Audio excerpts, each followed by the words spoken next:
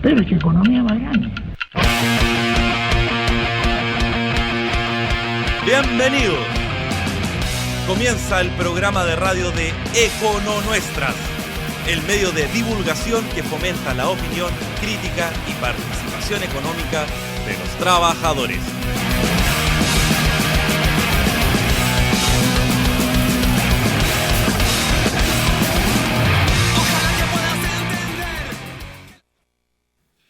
Bienvenidos, auditores de Econo Nuestras. Aquí un nuevo programa del espacio de economía política de la radio sindical La Voz de los Trabajadores. Como todos los lunes, transmitiendo en directo desde la sala Clotario Bles, aquí de la Confederación General de Trabajadores. Partimos, como siempre, mandando un saludo ahí a la persona sin la cual no sería posible este espacio, nuestra media naranja, DJ Clotario, ahí detrás del vidrio, el hombre ahí de las perillas, ahí que justamente anda con un polerón de DJ Clotario. Como siempre, hacemos menciones a veces visuales porque tienen que saber que también estamos transmitiendo por el streaming del Facebook de Econo Nuestras, así que si entran a Econo Nuestras pueden ver ahí la transmisión en vivo que estamos realizando en este momento. Y bueno, para aquellos que nos están viendo ya sabrán que tenemos un invitado el día de hoy. Para quienes nos escuchan, nos importa hacer la respectiva presentación para hablar justamente de lo que va a ser nuestro tema de hoy. Lo definiría a grosso modo como cambio climático y capitalismo, pero también podría ser como capitalismo y medio ambiente. Me lo sugirió nuestro invitado para tratar de ampliar un poco el tema y para profundizar también la crítica a este modo de producción. Damos la bienvenida a Alberto Isaacson. ¿Cómo estás, Alberto? Muchas gracias, ¿todo bien acá?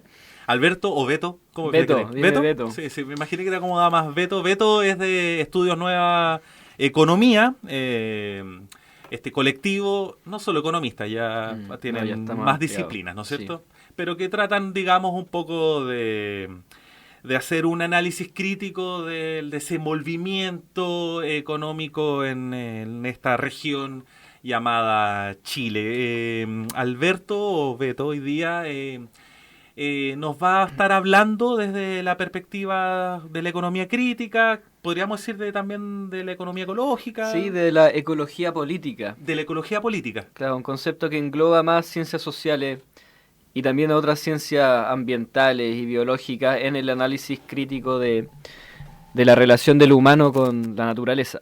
¿Esa es como la definición de ecología política? Ecología política es un concepto muy diferente porque no tiene una definición. Como son tantas disciplinas y autores diferentes, todos tienen una mirada muy distinta. Pero claro, básicamente es analizar de forma crítica la relación del ser humano con la naturaleza, con su entorno, o más bien dicho, la naturaleza no humana. Ah, perfecto. Sí, claro. Porque también somos parte de... Se nos olvida de repente que... Somos naturales. Sí, que somos parte de la naturaleza, no solo sobre ella. Hay mucho que decir en todo caso cuando uno habla de un programa de medio ambiente, es como... Sí, es muy amplio. Es muy amplio y es contingente, un montón. O sea, claro, es difícil hacerse un poco el tonto, digamos, con el... Digamos, yo no sé... ¿Qué visión tienes tú? ¿Es que se han multiplicado más los conflictos ambientales a lo largo del mundo? ¿Son los mismos, están visibles? Pero da un poco más la sensación de que estamos hablando de esto un poco más seguido. No sé qué impresión te da a ti. Sí, yo creo que hay una combinación de factores. Por un lado, la economía o el capitalismo, por llamarlo así, se expande cada vez más y llega a áreas donde antes no estaban capitalizadas. Y eso genera un conflicto. Y esa expansión generalmente es por sobre un recurso natural y genera la competencia de los humanos que viven ahí con los nuevos humanos que llegan a mercantilizar y exportar el recurso. Y por otro lado está el efecto de que cada vez somos más conscientes de los problemas ambientales y eso nos hace aceptarlos menos cada vez o generar más resistencia en el fondo. Entonces por eso, claro, podemos ver que los conflictos socioambientales se multiplican en Chile, en Argentina, en Perú, Bolivia, Colombia y en sudeste asiático, África y todo el planeta. Y todos tienen la misma característica, lo que es muy interesante. ¿Esa misma característica tú te refieres al capitalismo? ¿El conflicto? Al conflicto que genera la gente oponiéndose al capital en el fondo. Un poco la más ¿Tú dirías que hay como más organización resistiendo un poco? Sí, hay más resistencia ahora. ¿Sí? ¿Lo percibes así? Yo creo que sí, yo creo que va aumentando y también se va haciendo más visible con esto de las redes sociales. En Facebook una comunidad se va a organizar y denunciar lo que están viviendo a través de la red social. Y eso es algo nuevo que antes era impensado. Entonces hoy día yo puedo ver perfectamente qué está sucediendo en una comunidad agrícola argentina con la contaminación del agua o de la tierra. Es cierto. Así que eso les ha abierto el mundo y nos ha abierto a nosotros también los ojos, como desde la academia, a ver, ok, acá hay una dinámica que no podemos dejar pasar. Sí, concuerdo en ese sentido. Pero a pesar de eso, Beto, hay uno yo creo que está tentado a pensar que ha mejorado, especialmente con la información. Yo veo a los niños como mucho más concientizados de lo que yo recuerdo que era mi generación y quizás, no sé, en tu caso, quizás también con la tuya. Pero pasa aún que, y para entrar de lleno ya. Tenés un precandidato Dale, tírala. que le hacen una consulta sobre el Acuerdo de París y después de un minuto se declara ignorante frente al tema. Claro. ¿Cómo se puede dar eso? ¿Se le da una importancia relativa? Mira, no le podemos restar importancia a eso. A mí es algo que en verdad me sorprende mucho porque es un tema que en verdad en todas las universidades del mundo se habla, se discute mucho. Tenemos estos congresos internacionales organizados por las Naciones Unidas donde van todos los países del planeta a discutir este problema que hay con el medio ambiente. En Chile, desde Arica a Magallanes, tenemos montones de problemas ambientales. Entonces me parece muy ingenuo si un candidato dice, no sé de qué están hablando. O sea, eso me hace preguntarme a mí, no sé en qué mundo estás viviendo. Un poquito, entonces como no esperaría eso de un candidato presidencial. O sea, sí lo puedo esperar de cualquier persona, pero no de alguien que pretende dirigir un país. Más encima un país con una economía tan extractivista que el tema ambiental es algo relevante. Exacto. Bueno, ¿te parece que demos un paso más adelante que Osandón, po? Sí, profundicemos. Ojalá no esté escuchando. Sí, es un fiel auditor. Oye, yo creía que un buen gancho sería justamente hablar del tema del Acuerdo de París. No, porque no vamos a entrar el programa en eso.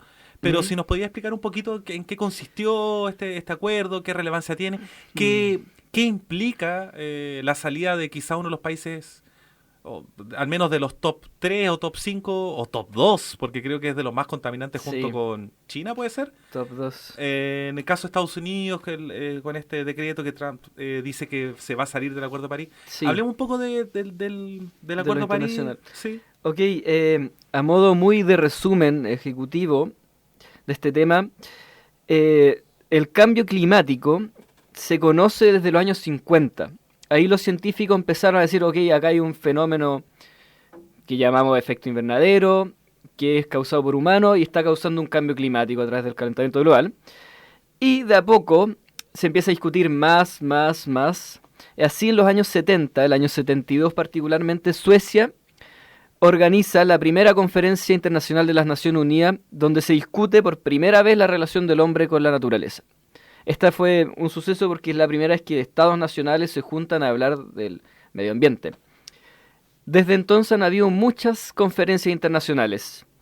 Las grandes son el año 92 en Río de Janeiro, el año 97 en Kioto, el año 2009 en Copenhague, Dinamarca, y el año 2015 en París.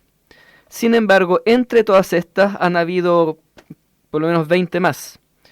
O sea, ahora se llama, el Acuerdo de París en el fondo se llama COP21. Sí, claro. Y eso dice que antes hubo otros 20 encuentros más. Entonces, claro, pero hay algunos que toman más relevancia porque son como años más polémicos. El de París era uno de ellos porque se consideraba que ya los humanos teníamos mucha información acerca de este tema y que era inevitable dar un paso más allá para resolver los problemas ambientales. Entonces había muchas expectativas sobre lo que iba a pasar en París. Iban más de 170 países y la gran meta era fijar que el calentamiento global no aumentara a fin de siglo más de 2 grados Celsius. Esa era la gran meta. El problema es que nunca se ha sabido definir cómo vamos a cumplir estas metas. así desde el año de Río, en el año 92, pasando por Kioto y Copenhague, siempre se ha hablado, vamos a limitar las emisiones. Nunca se dice cómo y las decisiones nunca son obligatorias. O sea, un país que firma no puede ser obligado a cumplir. Y por eso la gente más crítica a estos acuerdos internacionales dicen que en verdad son humo, que no sirven, que son promesas pero que no tienen consecuencias y que no son suficientes por ningún motivo. Y eso es un poquito lo que se concluyó también del Acuerdo de París. Pero esas son críticas más bien, digamos, son críticas que podríamos hacer acá.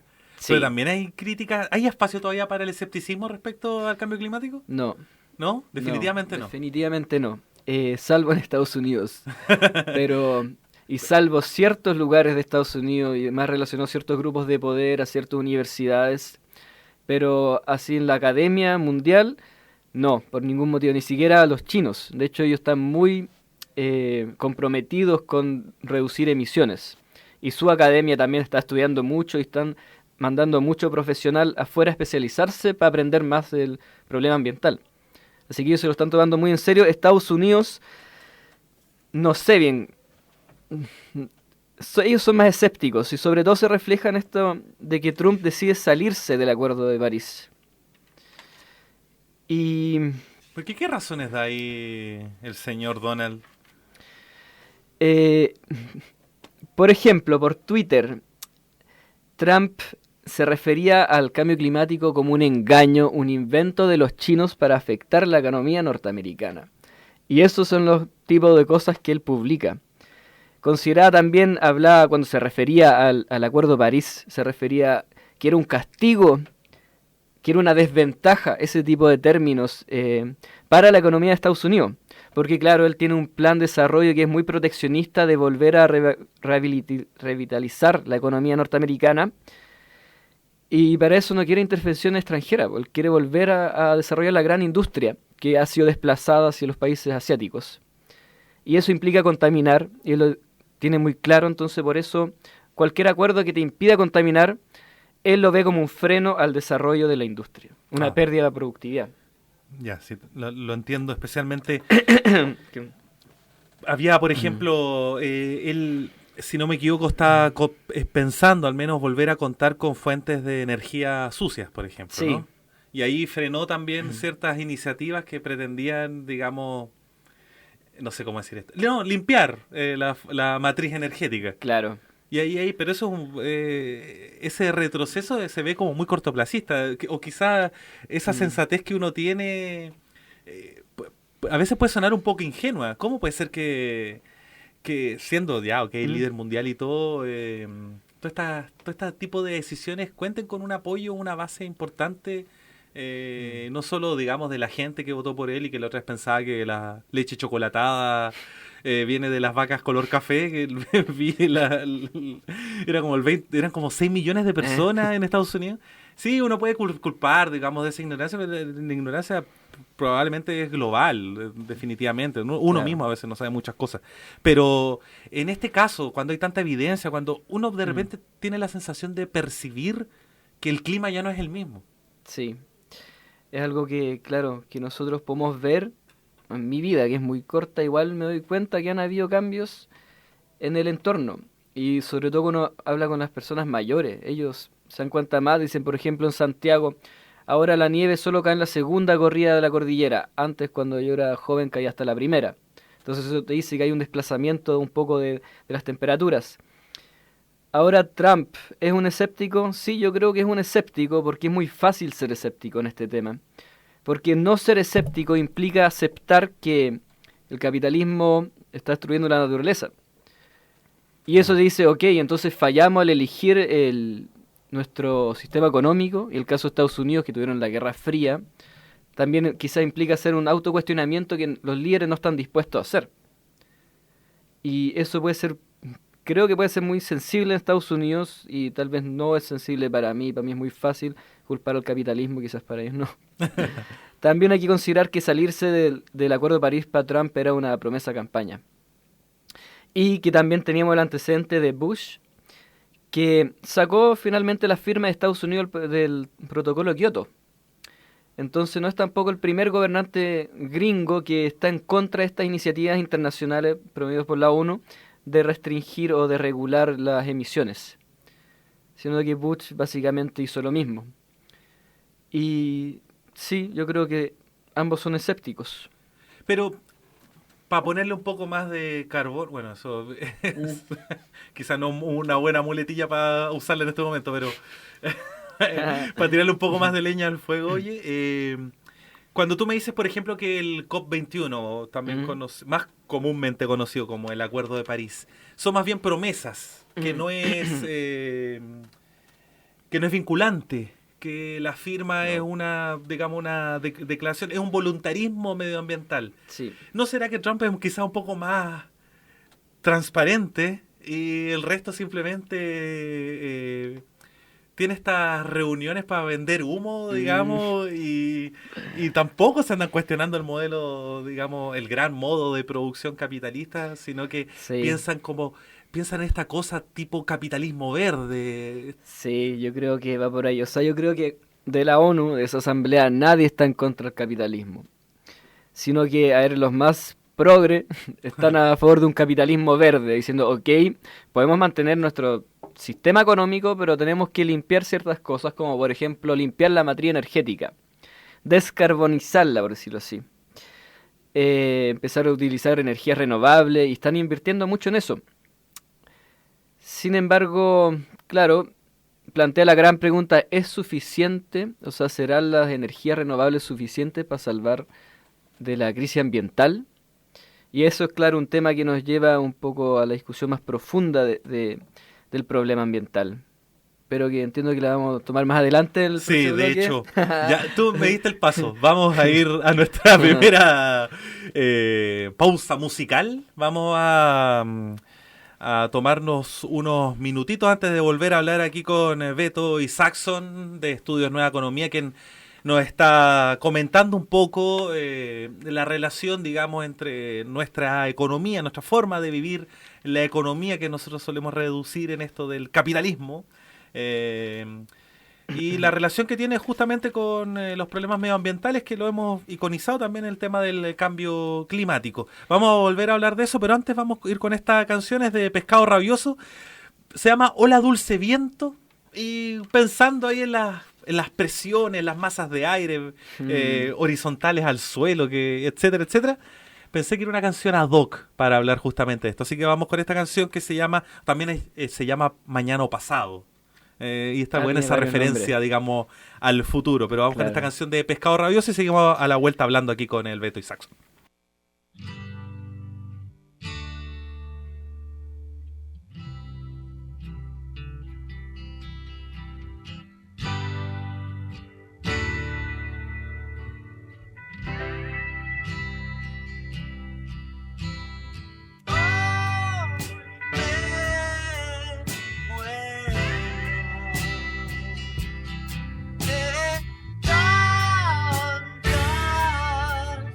Tantas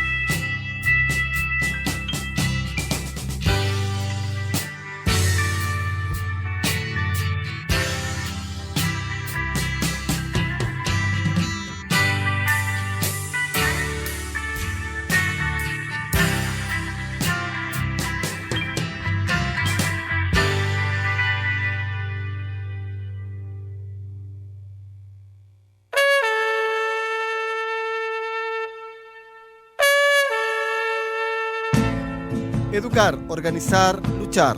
En tus derechos laborales, la CGT Chile te apoya. Visítanos en www.cgt-mediochile.cl y escúchanos en www.lavozdelostrabajadores.cl.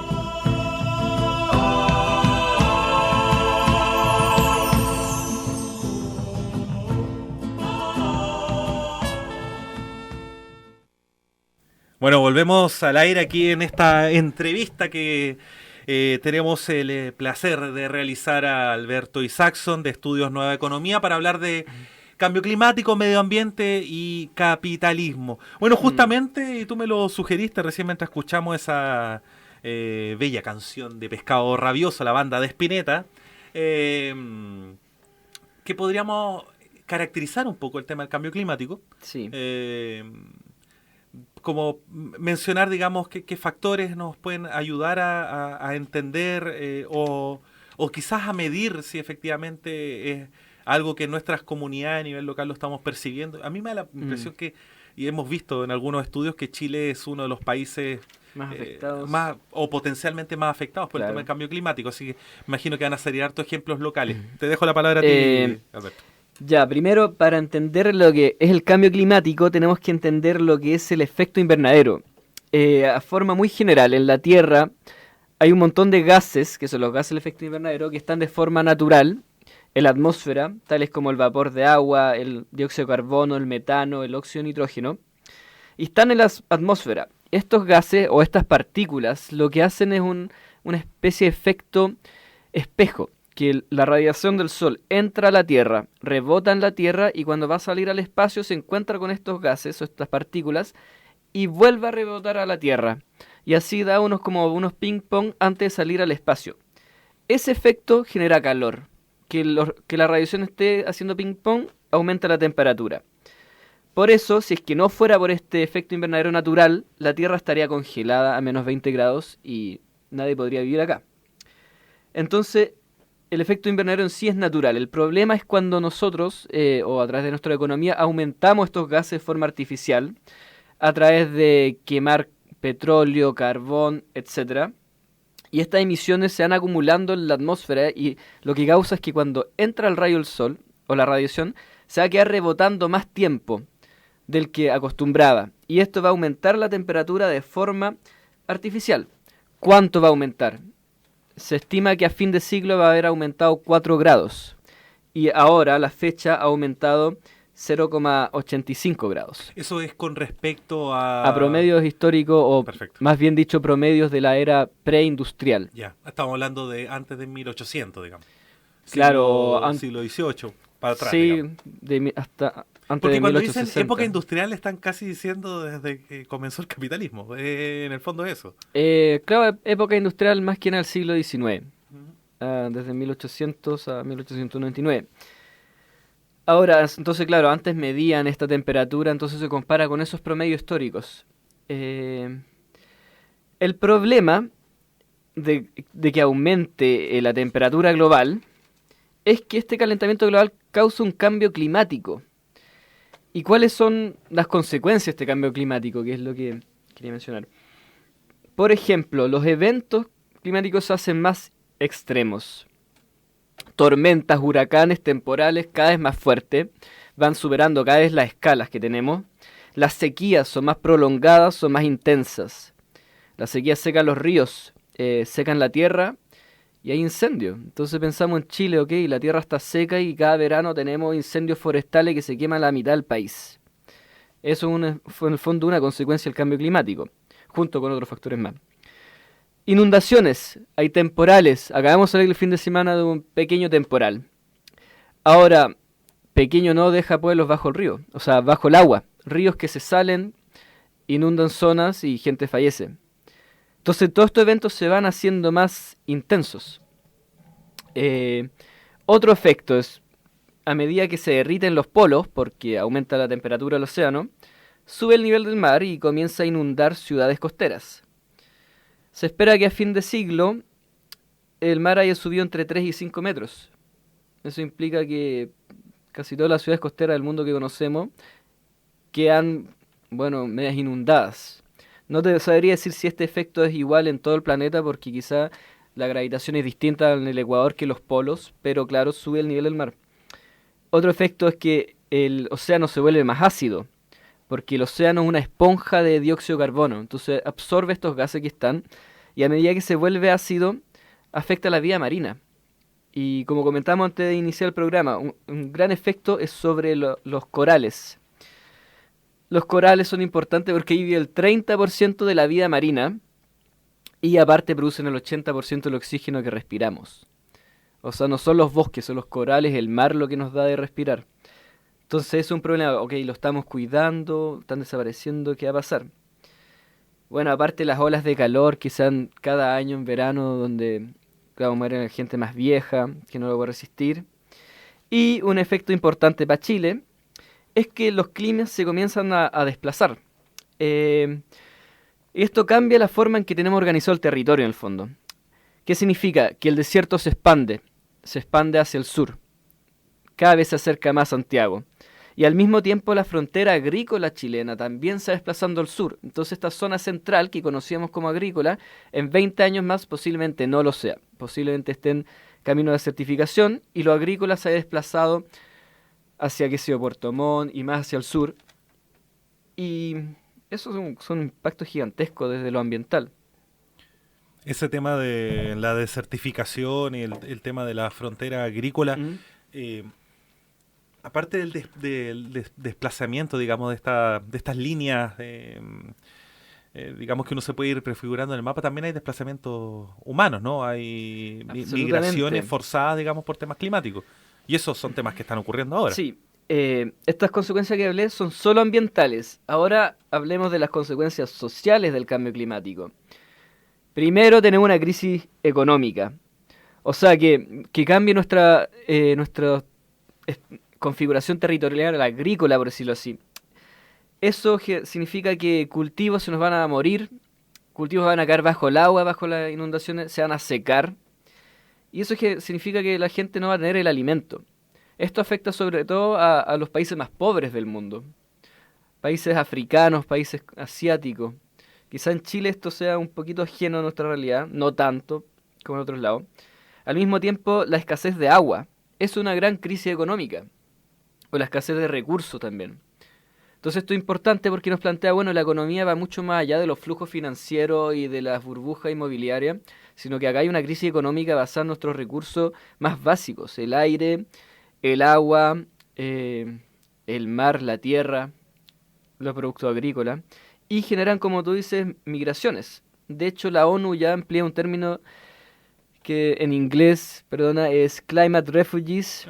En español vendría a ser los refugiados climáticos, para decir poblaciones que son desplazadas por estos cambios territoriales. Aparte, todo esto genera muchos conflictos en el fondo. Hay competencia por los recursos. Pueblos que se enfrentan por el recurso hídrico, por la fuente de agua. Guerras climáticas también, climate wars le dicen en inglés. Y sobre todo hambrunas. Y estos son consecuencias sociales devastadoras, que nos tienen que hacer un poco ruido y replantearnos un poco, ok, ¿qué hacemos? ¿Cómo enfrentamos el cambio climático? En el fondo destruye ecosistemas, su biodiversidad y también destruye un poco la sociedad, o a lo menos la degrada. Y por eso llama tanto la atención que el presidente de Estados Unidos, una de las potencias mundiales, decía salirse de este acuerdo. A mí me llama la atención justamente que todo lo que has mencionado tú, estamos hablando de cambio climático nomás. Sí, solo cambio climático. Solo cambio climático. Y habíamos pensado justamente que si hablábamos de las implicancias medioambientales de nuestra economía, esta era una de tantas. Pero como que abarca hartas en todo caso, porque todos estos efectos claro. También se podían ver, digamos, a través de, no sé, de la deforestación. Antes, digamos, de agrupar muchas cosas en torno al cambio climático. ¿Tú crees que justamente esta forma de, voy a decir entre comillas, desarrollo, de desarrollo de la humanidad, entre comillas, nuevamente, progreso, nos está explotando un poco en la cara? Totalmente. Pero, ¿es la primera vez que nos está reventando en la cara o nos ha venido reventando la cara hace rato? El aspecto climático... O medioambiental, digamos. O, claro, medioambiental, yo creo que no, explota hace rato, pero de formas más locales. Ahora la primera es que es un problema global. Entonces, claro, el siglo pasado podíamos tener una mina destruyendo totalmente y contaminando todo su entorno, y secando el río, etcétera. Pero aún así era local, se desplazaba la población local y listo. Pero ahora es algo global, que es sumamente injusto porque afecta a todos, siendo que los contaminantes y los que se han beneficiado de estos son unos pocos. Y eso tiene una implicancia moral que es muy profunda, que ok, ¿podemos aceptar esta injusticia? ¿Por qué todos tenemos que un poco asumir esto, siendo que los beneficiados son una élite mundial que es muy pequeña? Entonces eso yo creo que es un poco lo nuevo en esto, en esta forma de ver los problemas ambientales. Y sí, el peligro de que Estados Unidos se salga es que, ¿qué pasa si es que comienzan a emitir más y aceleran este problema? O sea, son una potencia económica mundial, son el segundo segundo principal contaminante del mundo. ¿Qué pasa si se transforma en el primero? O sea, que aumente más y acelere todos estos procesos. Y claro, es algo que está jugando un poco con la estabilidad del mundo.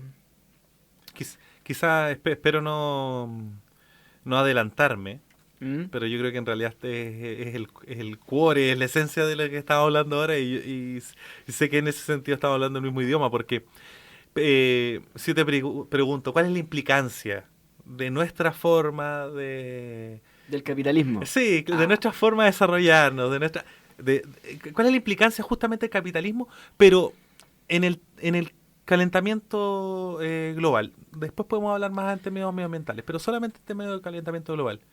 Ya es muy difícil acotarlo solo al calentamiento global, porque vendría a ser básicamente todas las consecuencias que hablamos recién.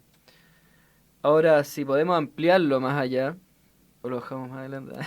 Igual lo podríamos dejar para más adelante. Oye, el Beto no está dando todas las cuñas. En realidad, más que las cuñas, está dando todos los pases.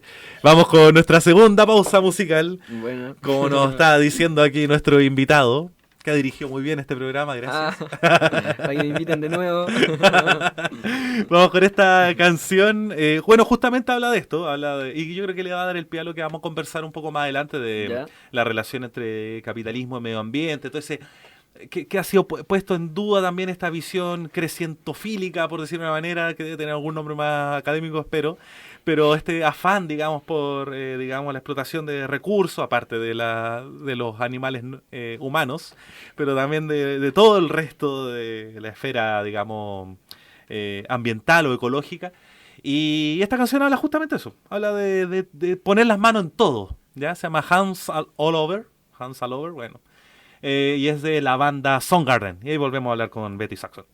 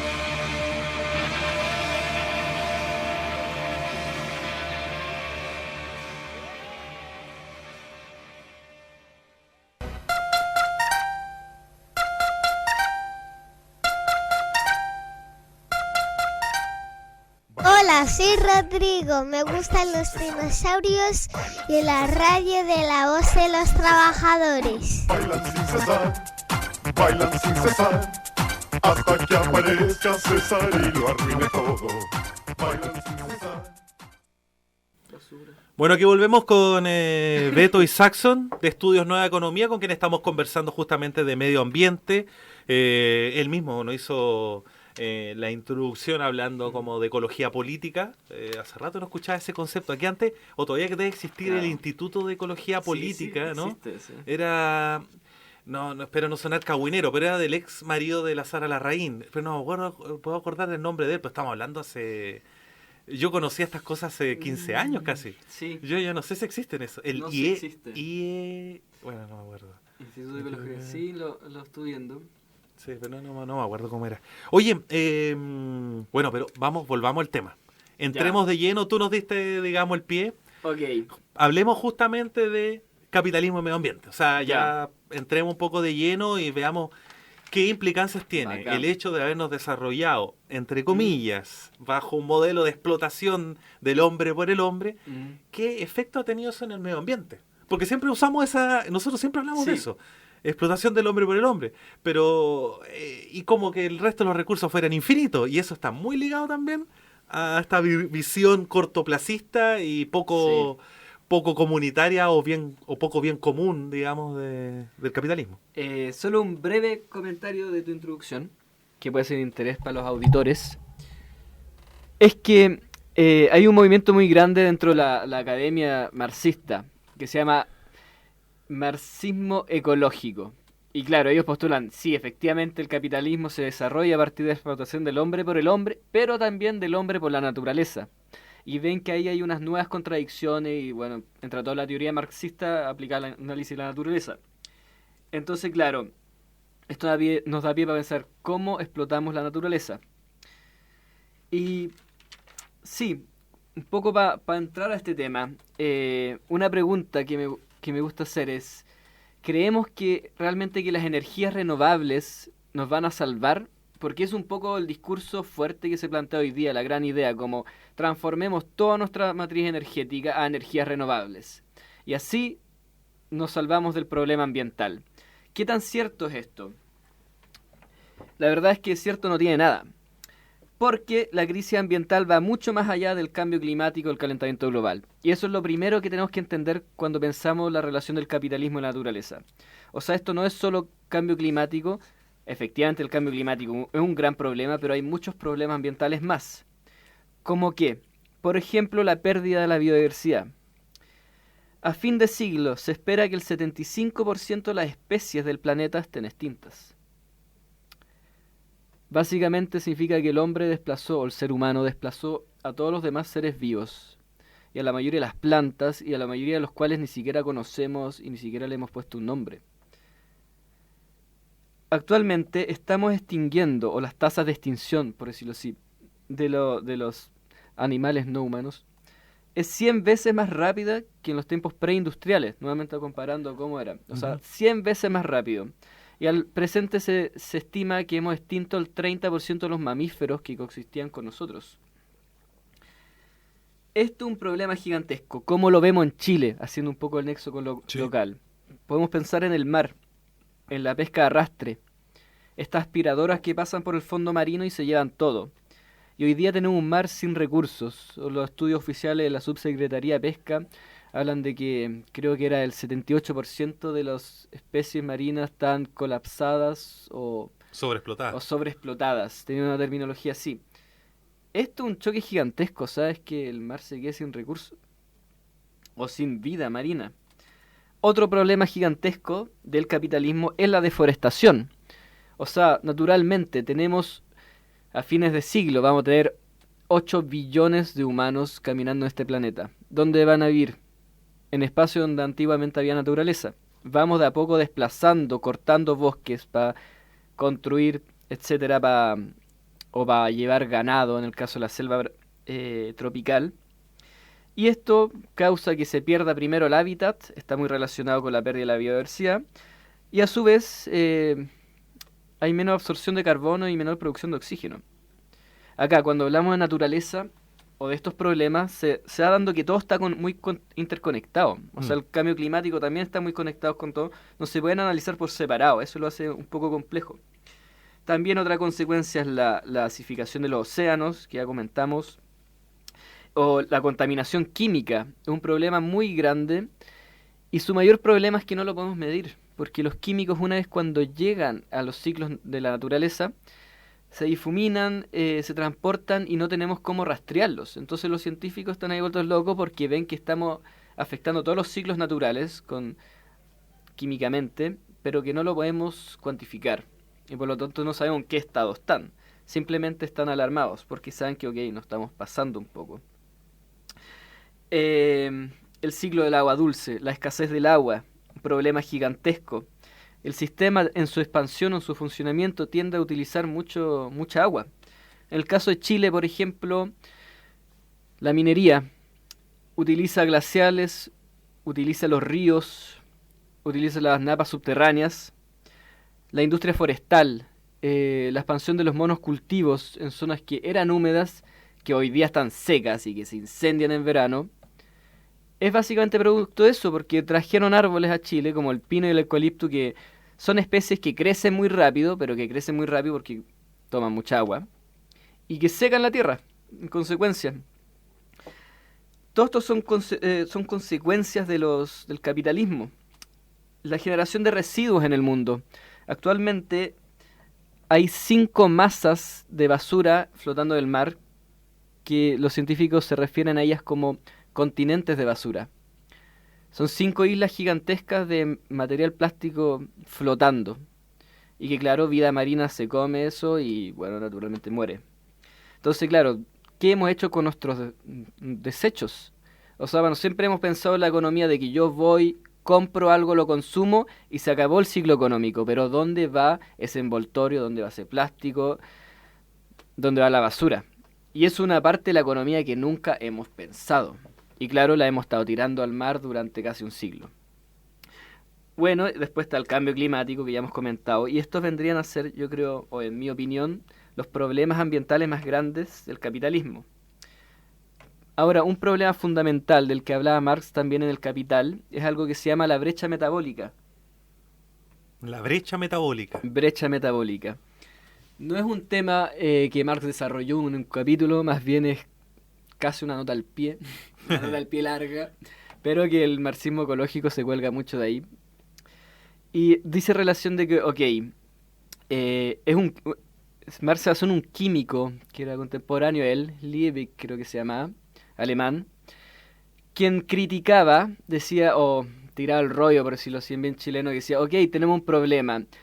La población del campo se ha movido a la ciudad muy rápido y en la ciudad no produce un alimento, sino que todo el alimento sigue viniendo al campo. Pero el problema es que una vez consumidos el alimento en la ciudad, los desperdicios se botan al río o a la basura y no vuelven al campo. Y esto afecta al ciclo de nutrientes, porque lo natural es que la fruta o la planta crezca, sea consumido o se muera, pero que ahí los nutrientes queden en la tierra y genera una economía circular que, bueno, duró millones de años. Entonces este químico alarma, rompimos ese ciclo natural. Estamos rompiendo la economía del campo, o sea, los nutrientes no están volviendo a la tierra y por lo tanto la tierra se va a morir en el futuro. Y esto es lo que Marx también discutió y se refirió de forma indirecta a una explotación de la tierra. Yeah. De que le estamos sacando la esencia. Está interesante ese concepto, yo no lo Es un conocía. concepto... ¿Pero muy seguido choro. todavía estudiándose? Sí, se ha ido estudiando mucho, se ha estudiado para Chile, sobre todo en la Guerra del Pacífico. Esto es muy interesante. Esto es un autor, creo que norteamericano, Foster, que es un marxista ecológico, un ecologista marxista. Y él estudia, ok, ¿qué sucede en la Guerra del Pacífico? ¿Por qué las potencias industriales vienen acá, al fin del mundo, a buscar fertilizantes? Porque sus campos estaban secos, por justamente la brecha metabólica. Están agotados, entonces necesitan fertilizantes artificiales. ¿De dónde los sacaron? Primero de Perú, de las islas de guano, que eran unos cerros, unas montañas de guano que llevaban ahí miles de años desarrollándose en base a las gaviotas que vivían. Se agotó el guano, miraron al sur y vieron el salitre. Y se genera todo un imperialismo basado en un problema ecológico y ambiental que tiene consecuencias sociales gravísimas para el continente y que hoy día todavía tenemos un litigio en la Corte. Esto es un grave problema y también no hace ver que estos problemas ambientales de hoy día y del pasado están relacionados con movimientos sociales, con problemas económicos y esto es un mundo muy interconectado.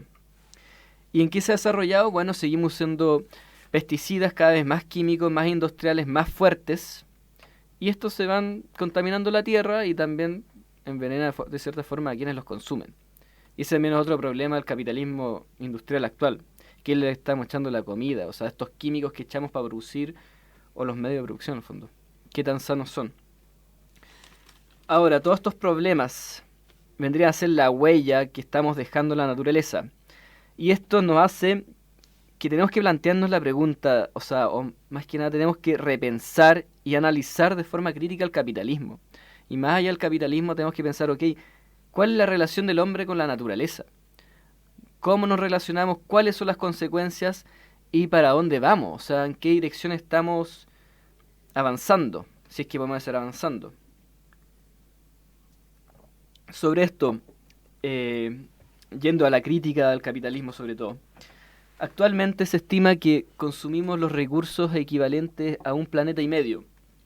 Esto es un poco truculento, pero quiere decir que la Tierra tiene cierto ritmo de regenerar recursos, renovar recursos. Pero si consumimos más rápido que de lo que se regeneran, se van reduciendo estos recursos.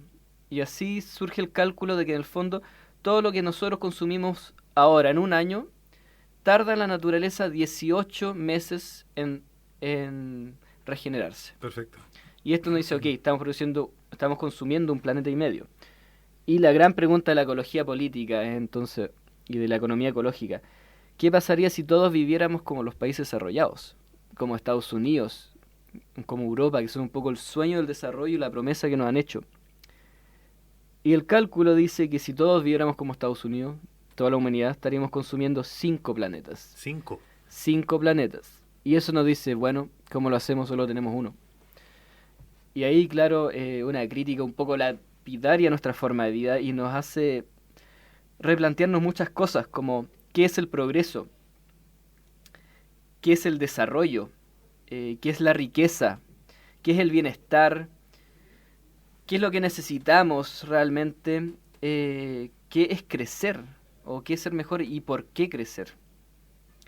Y estas son las grandes preguntas, yo creo, o los grandes cuestionamientos que tenemos que empezar a desarrollar ahora para replantearnos nuestra forma de vida. Claro que es una vida capitalista. Podría ser otra forma, quizás, no sé.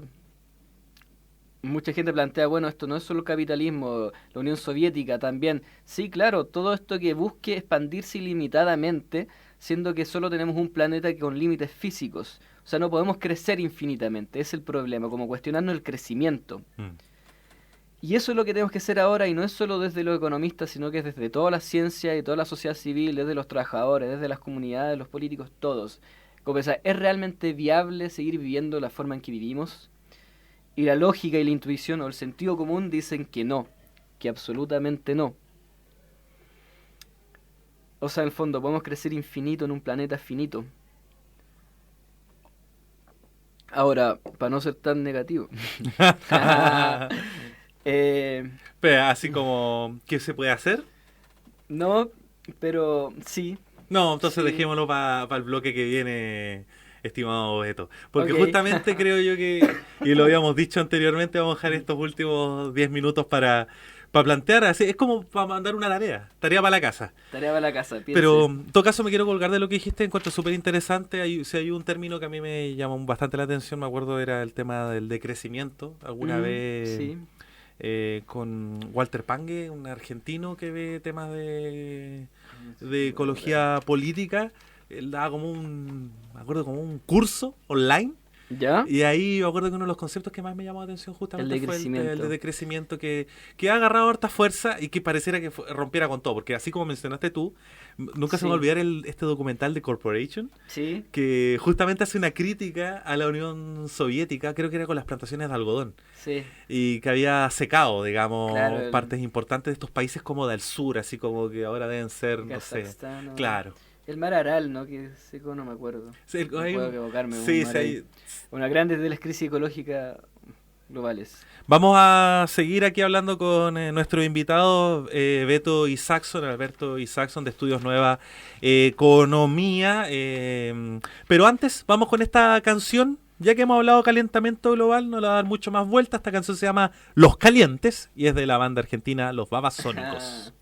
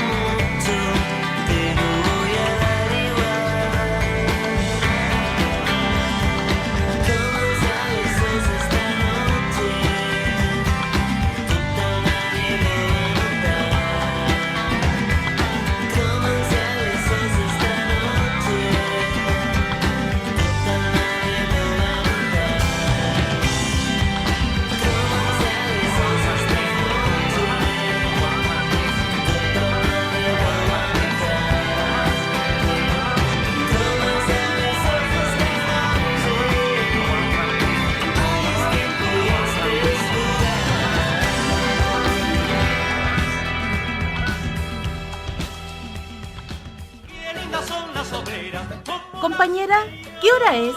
Es la hora de educar, organizar y luchar, compañera. La CGT Chile junto a los trabajadores y trabajadoras.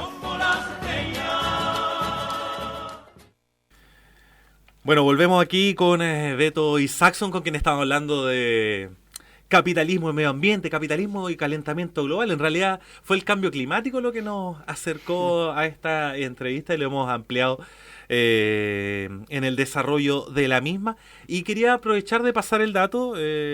Alberto, tú das un... Sí, mañana hay una charla sobre estos temas ambientales de, desarrollo sustentable, ecología política, capitalismo, sociedad, en la USACH, organizada por la FEUSACH en la Facultad de Administración y Economía a las 7 de la tarde. Así que están todos bienvenidos a venir y a discutir y a conversar sobre estos temas. Así que bueno, he escuchado la invitación. Esto sería para el martes 20 de junio, porque capaz que nos vean, alguien puede ver el video mañana. Claro. O puede escuchar la repetición, porque es repetición de este programa por la radio mañana. Así que para aquellos a las 7 de la tarde ahí en la USACH. Bueno, Beto, para ir cerrando este programa, me acuerdo que una de las cosas que conversamos en la preparación de este capítulo, de esta entrevista, era ¿qué rol tienen los trabajadores en esto?